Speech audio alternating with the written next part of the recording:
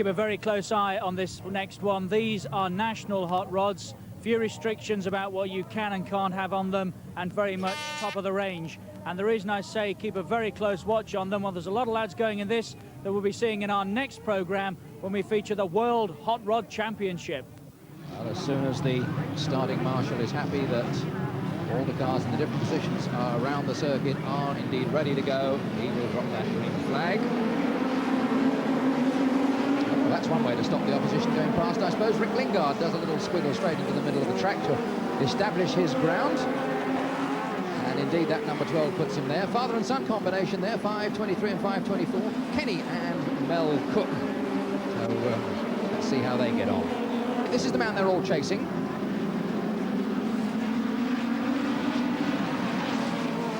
Very busy corner, as you can see. They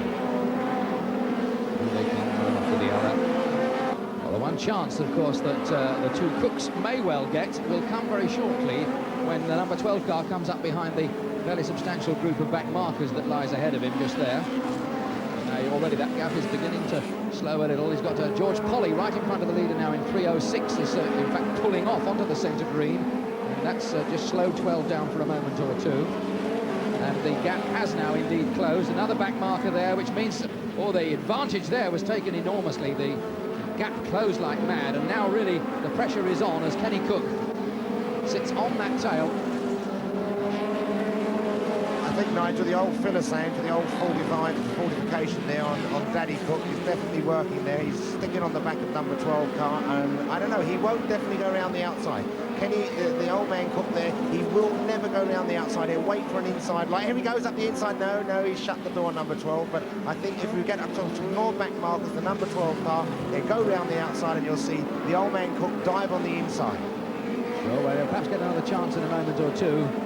Although, of course, there's no contact, he's not pushing him in any way to actually look in your mirror and see that virtually the other guy's face staring at you is really quite something. So 5.23 looking for the outside, but he's not going to take it. And of course, here comes now Mel coming to join them, because obviously while the two are dicing, that tends to slow the pair of them down. And now the question's going to be here, I think, Barry, which way 12 goes. If he goes outside, he'll balk 5.23 and probably let 5.24 right him on the inside in a moment here. I don't think I'm going to say anymore, because whenever I say someone's going to do something, they do it completely the opposite. So there we are. Let's look at the sheet. 18 laps of the 30 are now gone, 12 more to go, and it's going to be between these three, the way things are looking at the moment, if they don't finish up putting all of them into the fence. Number 12 then, Rick Lingard, 5.23. Kenny Cooke, 5.24. Mel Cooke.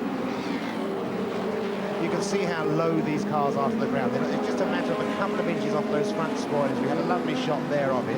Now Cooke's chance is coming up now. I believe he will try for the inside. I've said it, but the sun there, I only hope he doesn't follow in his father's footsteps. No, the sun's going around the outside. Young Mel Cooke, no, he's tucked back in tight onto that white line.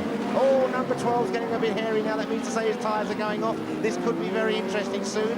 He could well take the old man off with him if he spins out, and that will give Melly Cooke a chance to come in and take the lead.